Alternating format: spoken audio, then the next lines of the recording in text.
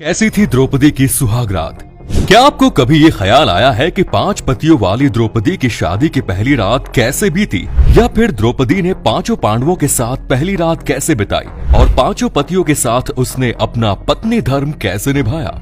दरअसल इस कथा की शुरुआत होती है द्रौपदी के स्वयंवर से।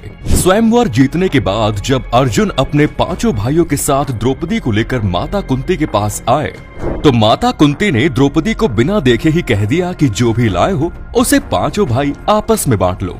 माता की बात सुनकर सभी पांडव एक दूसरे को देखने लगे और जब माता कुंती ने द्रौपदी को देखा तो युधिष्ठिर से बोली, अब तुम ही इसका कोई उपाय बता सकते हो। परंतु युधिष्ठिर भी इसका कोई हल निकाल न सके। इसके बाद जब इस समस्या का कोई भी हल नहीं निकाला गया तो श्री कृष्ण के कहने पर यह निर्णय किया गया कि द्रौपदी 5 पांडव से विवाह करेगी।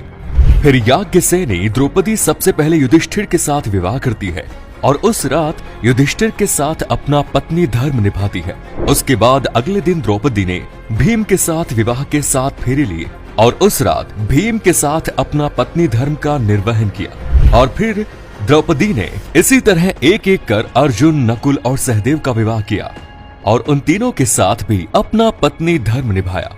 अब आप सोच रहे होंगे कि जब द्रौपदी ने सबसे पहले दिन युधिष्ठिर के साथ रात बिताई तो फिर वो बाकी चारों भाइयों को वो कुंवारी कैसे मिली होगी।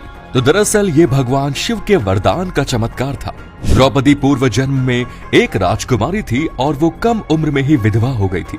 विधवा होने के बाद उसने भगवान शिव की तपस्या आरंभ की और कुछ सालों बाद भगवान शिव उसकी तपस्या से प्रसन्न होकर उसे वरदान मांगने को कहा।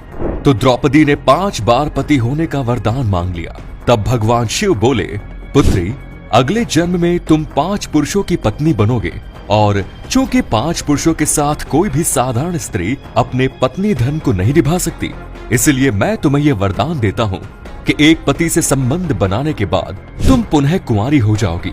इसीलिए ऐसा माना जाता है कि द्रौपदी अपने 5 पतियों को एक एक कर कन्या भाव में ही मिले। फिर जब द्रौपदी और 5 पांडव के विवाह के कुछ दिन हो गए तो एक दिन देवर्षि नारद पांडवों के पास गए और बोले, तुम सब भाई द्रौपदी को लेकर एक नियम बना लो ताकि भविष्य में 5 भाइयों के बीच द्रौपदी के कारण झगड़ा न हो। उसके बाद पांडवों ने निर्णय किया कि द्रौपदी के साथ एक भाई 1 साल समय बिताएगा और इस दौरान जो भाई द्रौपदी के साथ शयन कक्ष में होगा उस समय कोई भी दूसरा पांडव उस कक्ष में नहीं जाएगा। इतना ही नहीं, निशाने के तौर पर पांडव कमरे के बाहर अपनी पादुकाएं बाहर छोड़ देंगे ताकि बाकी भाइयों को पता चल जाए कि कोई अभी द्रौपदी के साथ अंदर है। इसके बाद 5 पांडव एक साल द्रौपदी के साथ समय बिताने लगे।